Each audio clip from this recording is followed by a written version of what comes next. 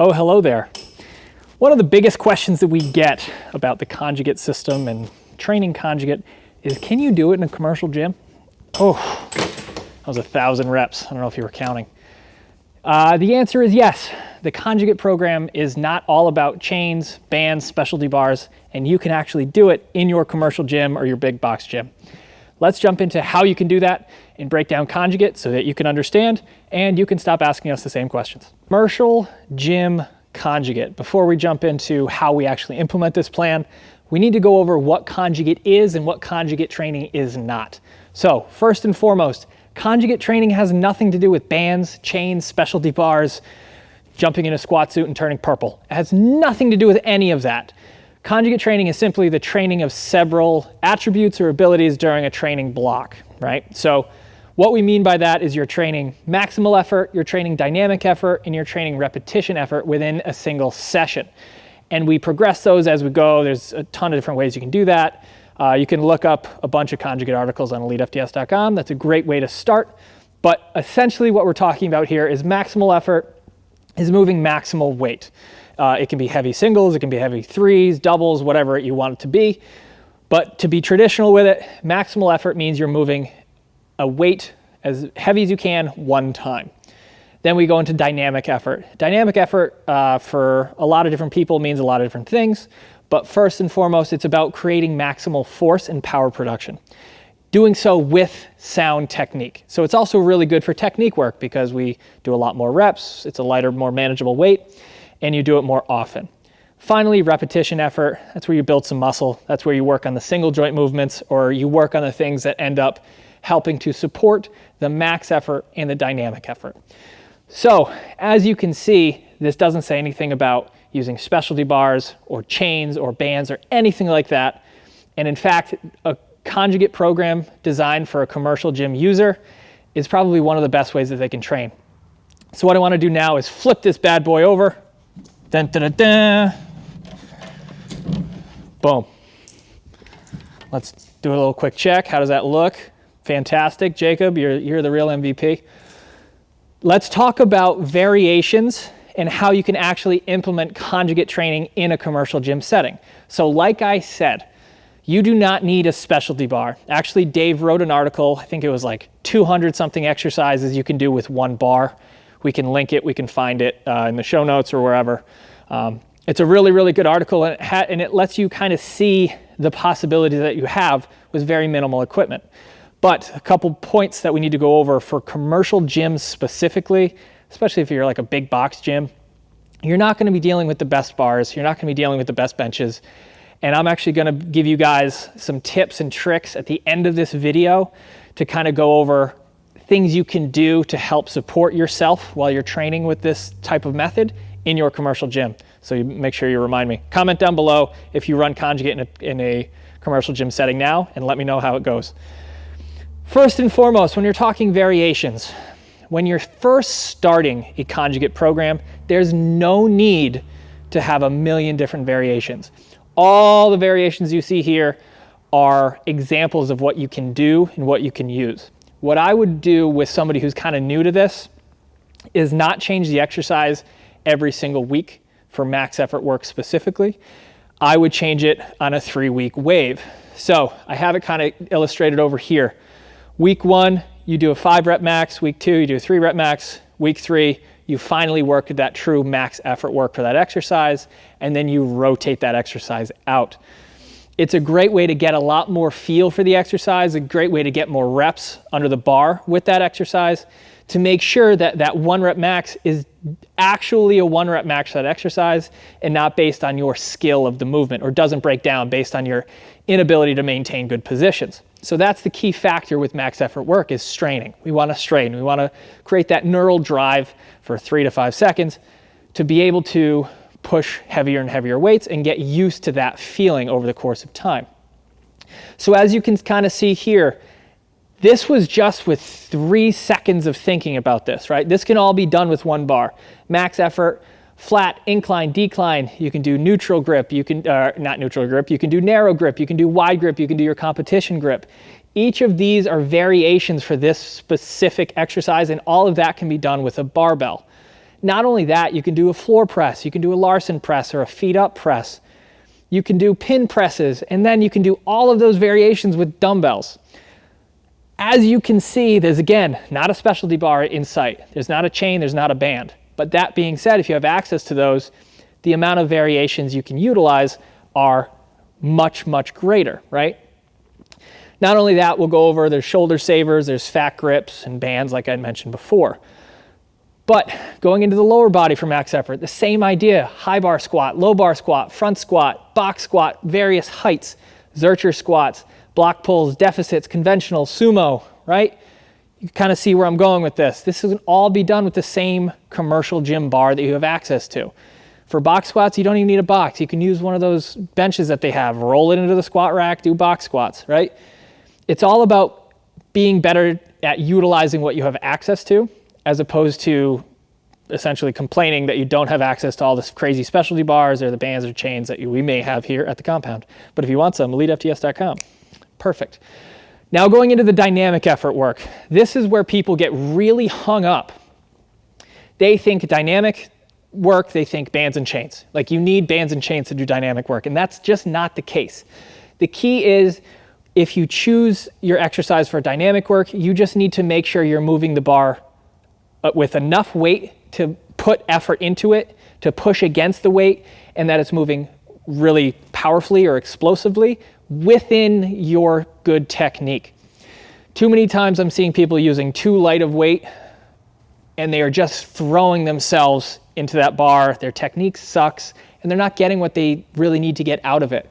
The key is with dynamic work without that accommodating resistance is picking a weight between that 50 to 75% and focusing in on that really good quality technique.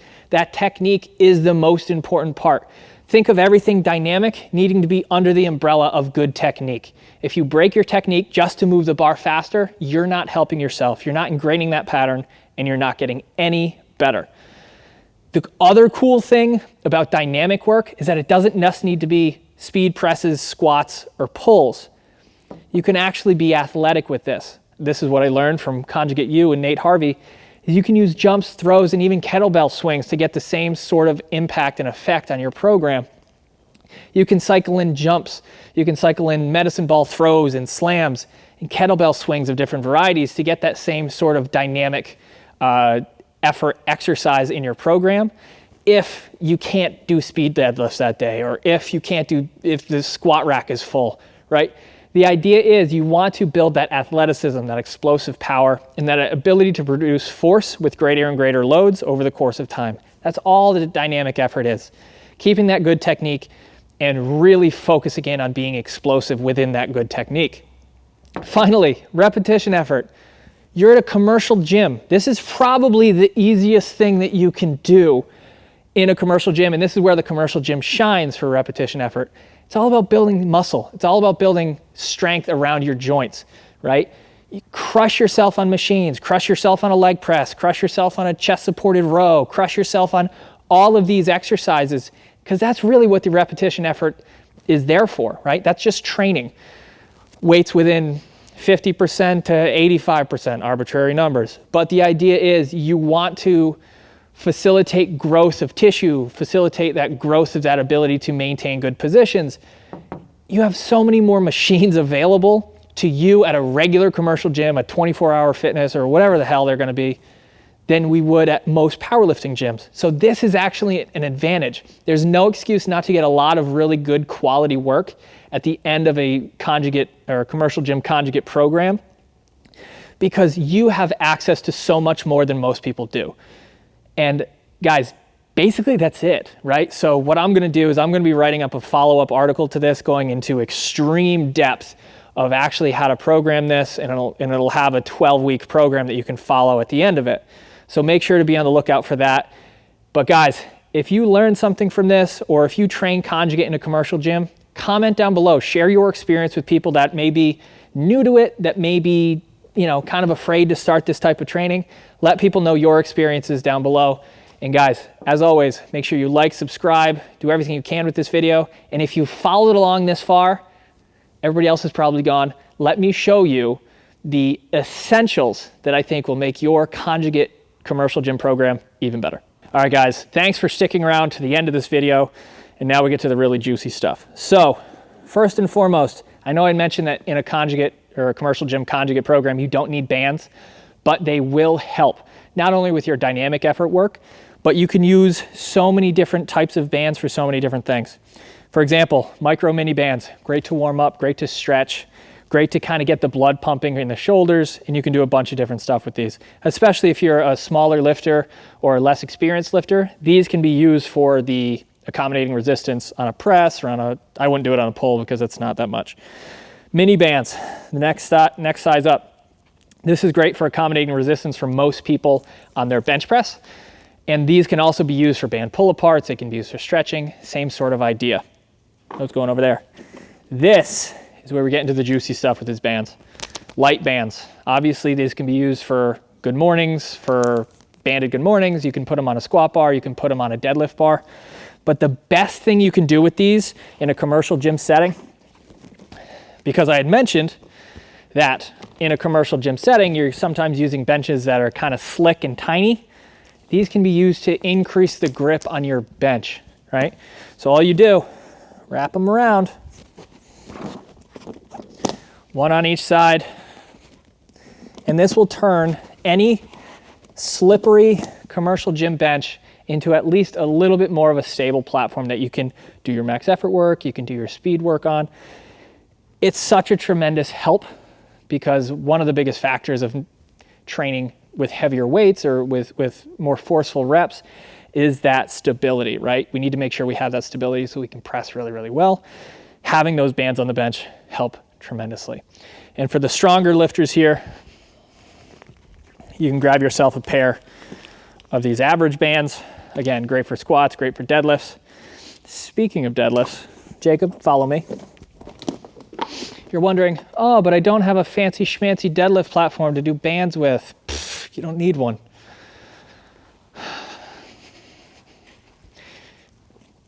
All you do, if you're a conventional deadlifter, all you need to do, drape this band right over the top of that bar. Make sure it's even. You step on the bar, straight up. Banded deadlifts, and you don't even have to take it off of a platform. You don't have to do anything crazy. Again, really simple use for a band, really easy to administer for your deadlifts, and again, very easy to just throw in your bag. Last two things we're going to be going over. First and foremost, as we all know, you probably only have access to minimal types of bars, and one of the best ways to get more out of your barbells, get a pair of fat grips. That turns a regular barbell into an axle press, into a fat bar, whatever you want to do. You can also put those on your dumbbells to make it fat grip dumbbells for arms. Awesome stuff. But this is a very inexpensive way to get a lot more out of the bars that you have access to, right? Because now this becomes a variable in itself. You can turn this into a fat grip close grip. You can do fat grip floor press, right? You see how those variations can kind of start adding up from just one little variable. Speaking of little variables, another great tool, and the final thing we're going to be going over is the shoulder saver pad. Fits in gym bags, fits on a bar, and now you have a board press. Now you can hammer your triceps, you can work on your lockout, you can overload your lockout. And again, it's very lightweight, easy to take off, easy to put on, and this can just fit in a gym bag. It makes it very, very easy to get another variable or another variation on a normal Olympic bar that you'll find in any commercial gym. So guys, wow. I hope you enjoyed this video. That was a lot of information. Like I said, I'm going to be writing an article going into more detail about this, but if you like the video, make sure you share, like, subscribe, do all the things, and we will see you in the next one.